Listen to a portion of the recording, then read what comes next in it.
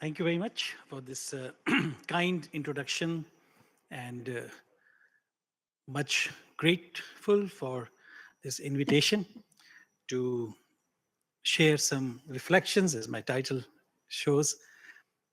And reflections जो होते हैं वो थोड़े स्लो होते हैं, वो इस तरह बम्बार्टमेंट नहीं होती जैसे कई दफ़ा हो सकती है. सो हम स्कॉलर्स इसी तरह चलते हैं. I missed the first day of this conference, but I came here this morning, and what a wonderful occasion it has been. Each and every presentation that I heard, each and every panel that I heard was full of optimism, was full of energy, full of innovations and hope, all of these things that we need in Pakistan today. So I really congratulate the organizers of this conference for this wonderful thing. And I suggested to them, and they already had plans, that something should be written about it and should be made public so that what we heard here and learned here becomes part of the public discourse. I think this also reminded me of about 3 months ago, we at the Aga Khan University did a conference on health and AI. And it was equally fantastic. Presentations after presentation told us about the power of AI, whether it is medical diagnosis, whether it is trials of medicines, everything, amazing things. Things that needed 20 years to do can be done in 2 months now. And huge benefits. And that day also, I was so glad that I was there as I am here today. But I want you to imagine something. I want you to imagine that instead of this gathering of educationists, suppose we were sitting in a gathering of corporate executives of marketing and sales. And there were presentation after presentations about how to use technology and AI in particular to nudge people to buy goods, to promote consumerism, to make people's profiles, to find their weaknesses, their psychological points, to make them believe they need things which they actually don't. How would we feel at that occasion? Let me give you another scenario. Suppose you were fly on the wall in the conference where ministers were sitting with people of different institutions, and they were talking about how best to use AI and technology for surveillance of the population, how to eavesdrop, how to listen to their conversations, and how to make sure that no dissenting thought becomes proponent in the population. अब आप कैसे technology के बारे में सोचेंगे? अब आप AI के बारे में क्या सोचेंगे? एक आखिरी एग्जांपल, ये इनफैक्ट एक किताब ऑलरेडी आ चुकी है, which is called The Age of Capitalist Surveillance, which is by a Harvard professor, and really works out how these two things, capitalism and surveillance, are creating a completely new way in which the world is being shaped. Last example, imagine आप एक war industry, arms industry के लोगों के साथ बैठे हैं, who are talking about how to use technology in war, how to use AI to target. और हो चुका है, I give you this example. Gaza में इसी तरह से इस्तेमाल हुई ये technology. Now, how do you feel about technology and AI? I don't want to take away the optimism, but I want to create a critical stance towards this optimism. Because आप एक जाली डॉक्टर के पास जाएंगे ना, वो आपको बहुत optimism देगा. आप फिक्र नहीं करें, आपके सर में दर्द है, ये खाएं ठीक हो जाएगा. आपको ये मसला है, आप ये खाएं ठीक हो जाएगा. आप जेन्युइन डॉक्टर के पास जाएंगे, वो आपको ऑप्टिमिज्म भी देगा, लेकिन कभी डिप्रेस भी करेगा. आपको आपकी रिपोर्ट्स भी बताएगा कि जी आपकी ये सिचुएशन है. उस सिचुएशन के अंदर वो आपको ऑप्टिमिज्म देगा, which I call critical optimism, which I think we need. Critical optimism, not a naive optimism. So I gave you these 3 examples because I wanted you to think that technology is shaping the society, not just education. And if we are promoting technology in education, we should think about how it is going to shape the society as well, because our education and our children will be part of that same society. That is why I gave you these examples with evidence that this is all happening. Technologies succeed or fail not on their own, but as part of an ecosystem. And the success of the technology is, in my view, that it benefits most people and not just few people. It creates more just society. It creates more equitable society. It creates more free society. And that requires an ecosystem. I'll give you an example. Think of a car. The same car with the same technology will operate in Karachi in this way because the ecosystem is terrible. And in some other country, let's say Switzerland, it will operate the way it is because the ecosystem is different. And in traffic sense, the ecosystem consists of not just technology, but laws and regulation, human behavior and values, and infrastructure. If you don't get all of this right, the technology, instead of blessings, in the long run can become a curse. हम तो चले जाएंगे, लेकिन जिनके लिए हमने करके गए, उनके लिए हम मसले करके जा सकते हैं, अगर हम इकोसिस्टम को ना देखें, अगर हम इकोसिस्टम को ना देखें. That's the point I want to make, that the technology's success is that it has to be seen as part and parcel of an ecosystem. And even within education as well, we should consider a few things. Abhi last Wednesday ko, we did a seminar with these scholars who wrote a paper on edtech industry. And it was a fantastic seminar because the edtech industry takes education as a business opportunity. And their investments is there because they see future potential of consumers and market. And this presentation, it is recorded, you can have it. Billions of dollars are being invested. And you see, it's not just that they are giving softwares, they are also influencing the content and the curriculum. आप खुद सोचें कि एक educational system अगर edtech से funded है, तो क्या वहां एडटेक पे क्रिटिक हो सकेगी? क्या अब चूंकि एडटेक बिजनेस की तरह आ रहा है, तो क्या बिजनेस पे क्रिटिक हो सकेगी? और अगर बिजनेस पे नहीं हो सकती, तो क्या इकोनॉमिक सिस्टम पे क्रिटिक हो सकेगी? So you see how even what values and what possibilities you have in education is shaped by the ecosystem in which the technology is introduced. अब ये ecosystem की जब हम बात करते हैं, so I want to suggest few things because मेरा ये ख्याल है कि at the moment the ecosystem is deeply problematic. Let me share a few things. सबसे पहले, let's see the biases that our human data is. The technology is getting data from humans, जो humans ने produce किए. जो हमारे biases हैं, वो सारे के सारे AI में जाते हैं क्योंकि machine learning से that's what is produced, और उसके results के अंदर भी यही होते हैं. What are the biases? I'll again give you examples. Gender biases are very strongly there in the results. The biases of historical nature. आप अगर पूछें सवालात, मैं खुद कई दफा ट्राई कर चुका हूं, non-Western civilizations are hardly present in the answers. वही Eurocentric responses आपको मिलते हैं. Political biases are there. And there are Eurocentric biases. ये तो सिर्फ 4 मैंने लिस्ट किए हैं: political, historical, gender, Eurocentric.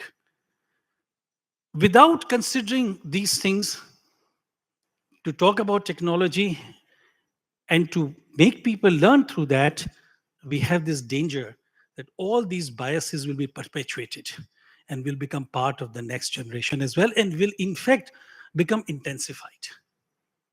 But ये तो एक dimension है. Let me take you to another dimension. Look at this next graph. This is from Swiss Credit, which is a bank that produces wealth report every year. This is his 2021 outcome. ये जो graph आपको बता रहा है, ये बता रहा है on the extreme right figures, दो चीजें, percentage of the population and percentage of wealth. What you see here, अब ये और वर्स हो गई है, this is 2021, कि 76% of the wealth, global wealth, is in the hands of only 10% of the people. India में 5% के पास 65% वेल्थ है. आपने शो भी देखा जनवरी टू जुलाई जो अभी गुजरा था. 76 10% of इट्स लाइक आप ये सोचें.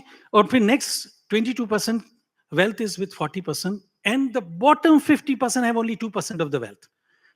It's like अगर यहाँ पर 100 रोटियां हो और 100 लोग हों तो 76 रोटियां 10 लोगों के पास हों, 40 रोटियां 22 के पास हों और 50 लोगों के पास 2 रोटियां. आप सोचे कैसी दुनिया, किस किस्म की मारामारी, किस किस्म की कंपटीशन और किस किस्म की मेंटल हेल्थ और वहां होगी. But that's the condition of the world जो इस वक्त है.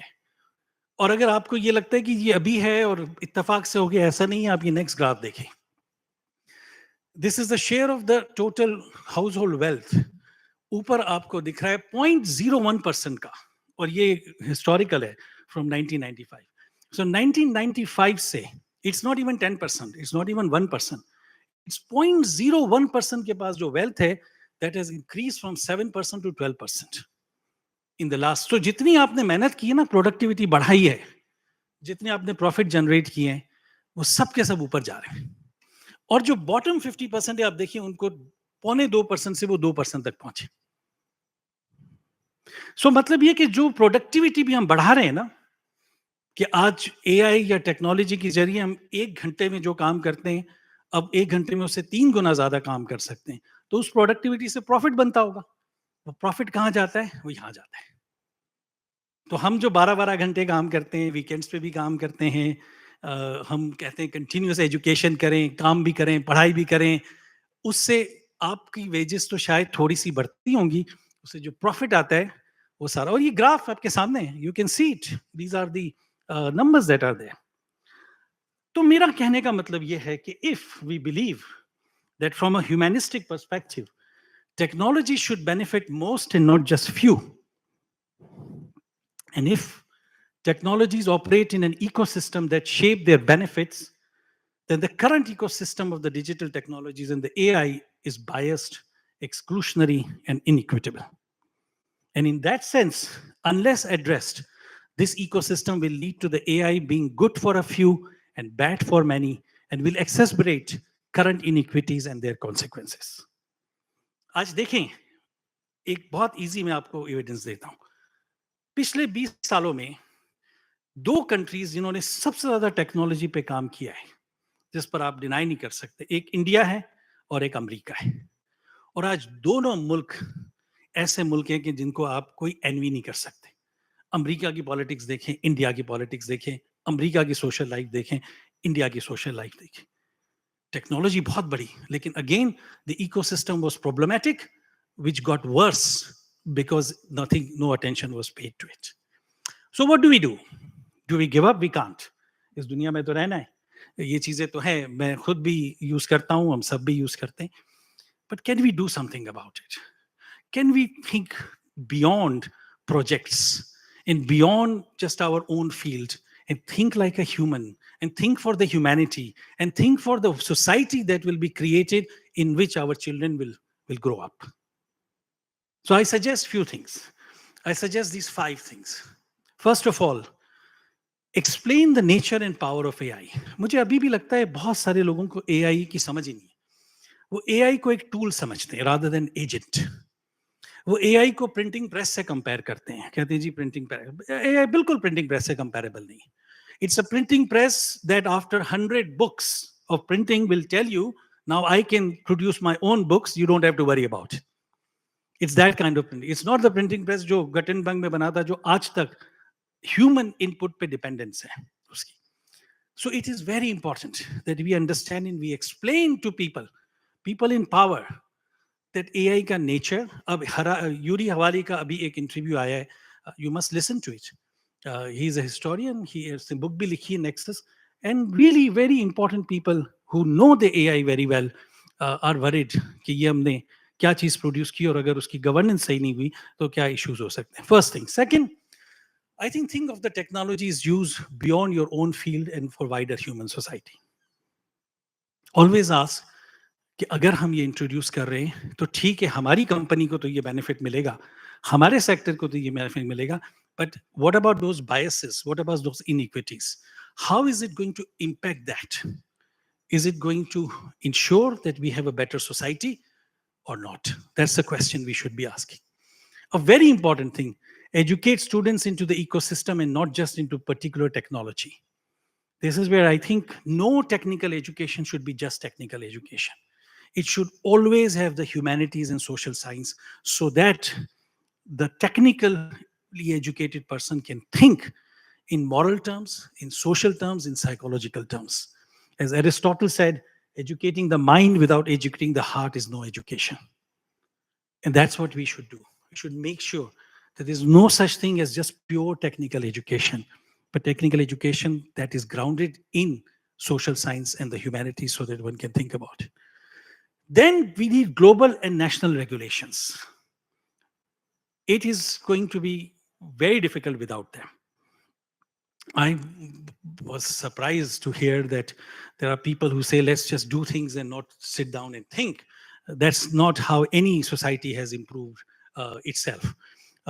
Prohibit certain uses of the AI. I think use of AI in the war, in weapons, in surveillance, in censorship should be prohibited, just like we have prohibited use of nuclear energy in certain things.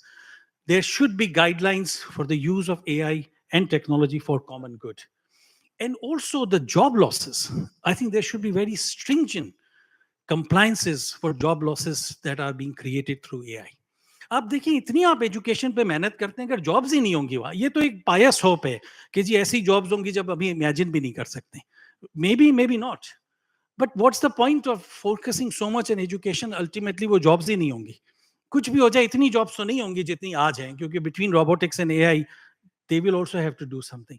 We need to fight against that. Not एक single job भी अगर इससे loss होती है, we need to fight. क्योंकि आज किसी और की बारी है, कल हमारी भी बारी हो सकती है. And इत्तेफाक से अभी कल ही United Nations की जो governing उन्होंने एक advisory panel बनाया था, it came up with a report on AI, and their first and foremost recommendation is regulate it nationally and internationally.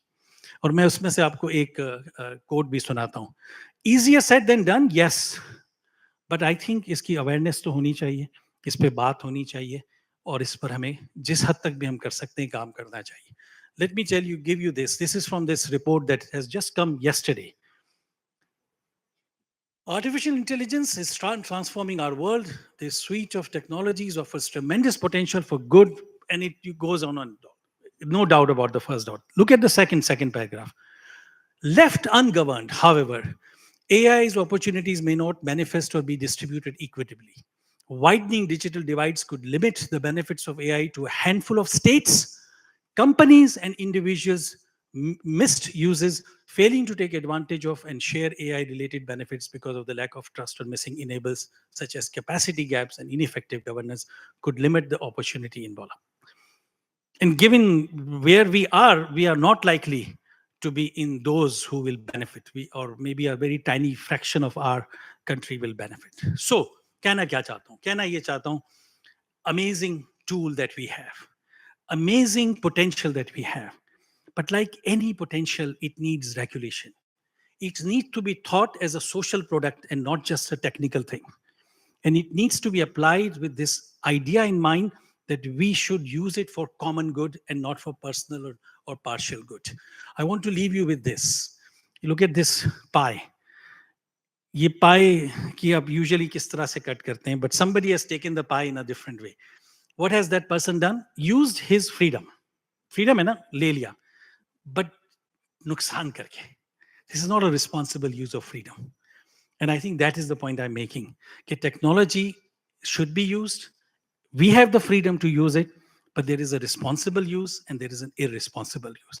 The responsible use can only happen if we think of technology in an ecosystem, if we think of it as a potentially something that can go wrong, and then make sure that we put in place all that needs to be put in place to make sure that it achieves and it has the potential to achieve the optimism and the good intentions with which we are starting.